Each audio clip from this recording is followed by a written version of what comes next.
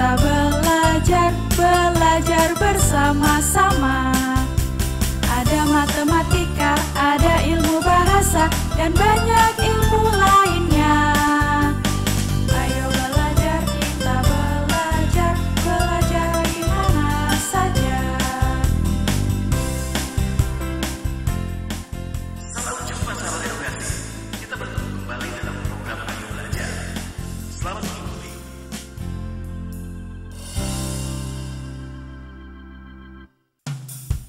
Ayo belajar, kita belajar bersama-sama. Ada matematika, ada ilmu bahasa, dan banyak ilmu lainnya. Ayo belajar, kita belajar di mana saja. Salam jumpa sahabat edukasi. Ayo belajar di mana saja, kita belajar bersama-sama. Ayo belajar, kita belajar bersama-sama. Ada matematika, ada ilmu bahasa, dan banyak ilmu lainnya. Ayo belajar, kita belajar di mana saja.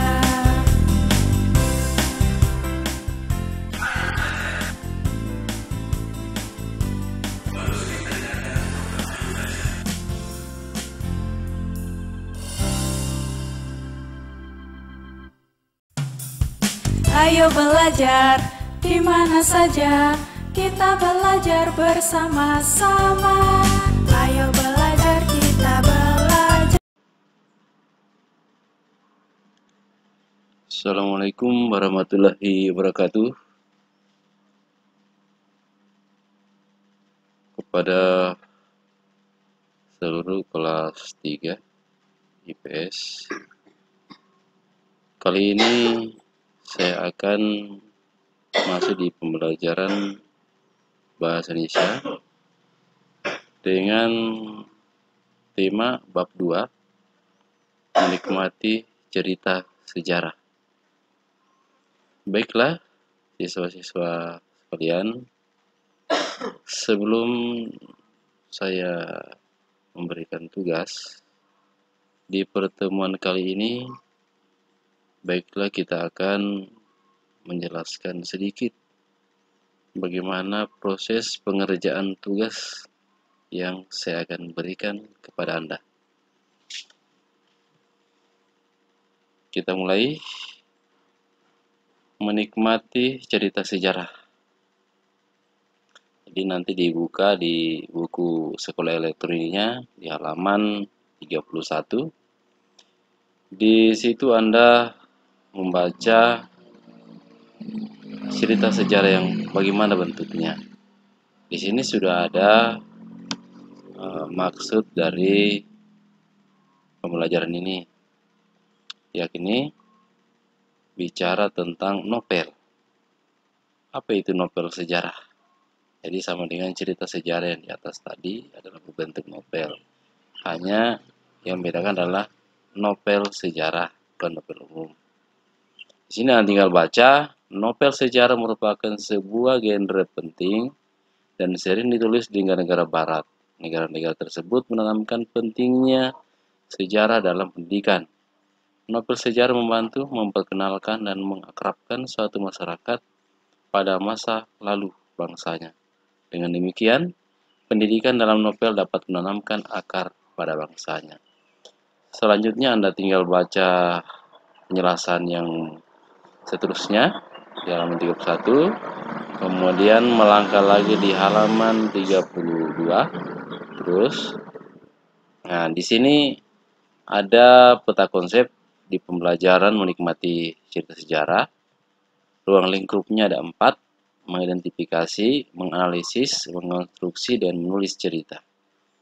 Adapun bagian-bagian setiap pokok-pokok bahasan ini, jadi mengidentifikasi itu memuat 4 unsur yang akan kita pelajari. Menganalisis itu ada 2 unsur yang kita akan pelajari. Mengonstruksi yaitu ada 2 juga pembelajaran kita pelajari. kemudian menulis cerita sejarah, itu ada 2 pembelajaran. Ya, selanjutnya poin A, mengidentifikasi informasi dalam teks cerita sejarah. Jadi inilah inti pembelajaran pertemuan kali ini, yaitu di poin A atau langkah awal untuk teks cerita sejarah, mengidentifikasi informasi. Jadi di sini yang kita harapkan di pembelajaran untuk poin A ini, bagaimana mengidentifikasi informasi. Yang pertama, identifikasi adalah sebenarnya mendata informasi penting. Ya, jadi yang kita akan melangkah nanti kan mendata informasi penting dalam teks sejarah. Yang kedua, mengidentifikasi struktur teks cerita. Jadi sama juga mendata itu strukturnya, mana yang masuk pada struktur teksnya. Kemudian yang ketiga adalah membedakan teks cerita sejarah dengan teks sejarah.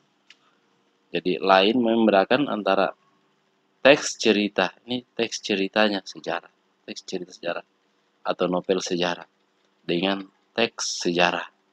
Jadi kalau teks sejarah itu seperti proklamasi dan sebagainya. Kemudian Anda tinggal membaca sekilas informasi-informasi, bacaan-bacaan di sini yang penting, yaitu di halaman 33. Di mana di sini saya ambil intinya itu poin 1, 2, 3. Ya, jangan sampai nanti kita ulangan di pertemuan berikutnya. Ya, saya minta tolonglah pelajari ini di bagian halaman 33. Ya, apa itu novel, kemudian bagian-bagian dari novel.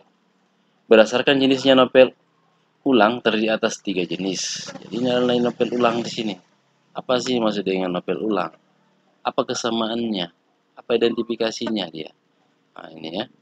Ini adalah supaya tidak terjadi kesalahpahaman atau frase. Ya, ini bisa bermakna ganda. Bahwa novel ulang, berarti ini menjelaskan tentang jenis-jenis novel ulang. Seperti ya. Rekon pribadi, rekon faktual, kemudian rekon imajinasi. Nah, seterusnya Anda bacalah ini. Ya, tidak perlu kita berlama-lama di sini, tapi Anda secara pribadi bahwa siswalah yang belajar. Kemudian kita lanjut berikutnya sampai di halaman 34. Ini 34 ya. 34 seperti ini. Ya. 4. Kemudian di halaman 35 kegiatan 1, di sini mendata informasi dalam teks sejarah. Jadi saya tidak akan memberikan tugas di kegiatan 1 ini kecuali pertemuan luring atau di luar jaringan atau bertatap muka langsung. Jadi kalau kita bertemu langsung ya mungkin bisa kita kasih tugas mendata informasi. Nah, seperti itu. Nantilah di pertemuan berikutnya kita ulang seperti ini. Kemudian di latihan ini saya katakan bahwa ini tidak bisa kita laksanakan. Nah, Anda lihat latihannya itu harus membutuhkan beberapa kelompok-kelompok. Tadi ini kan per individu ini kalau dalam hal pembelajaran daring ya, dalam jaringan. Berikutnya di halaman 36. Ya, inilah tugas inti dari pertemuan kali ini di pembelajaran daring, yaitu Anda membaca bacaan. Ini cuplikan, ini hanya penggalan. Jadi kalau kita baca ini, kalau novel Kamus Majapahit ini, itu yang sebenarnya adalah beberapa halaman. Malahan bisa sampai ratusan halaman. Ada bentuknya novel. Tapi ini adalah buku pembelajaran, tidak mungkin ini mungkin dimasukkan semua novel ini. Nah, makanya itu hanya penggalan. Di sini Anda tinggal baca Kemelut di Majapahit, karya S.H. Mitarja. Anda baca ini, terus Anda baca lagi 36 ini, 37 lagi sambungannya. Silakan dibaca dibaca terus, dibaca.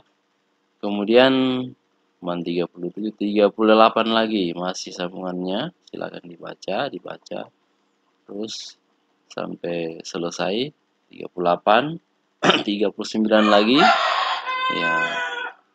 ya 39 Anda baca. Kemudian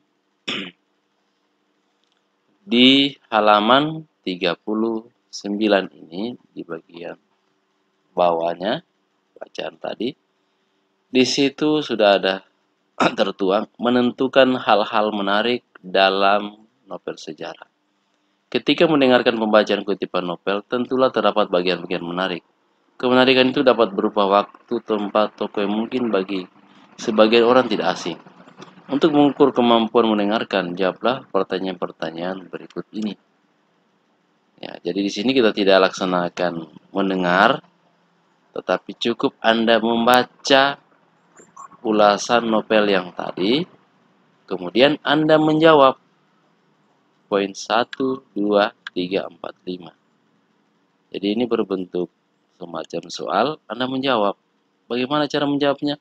Yaitu membaca terlebih dahulu bacaan. Yang soal pertama ini, kapankah latar waktu cerita dalam kutipan novel sejarah tersebut dibuat?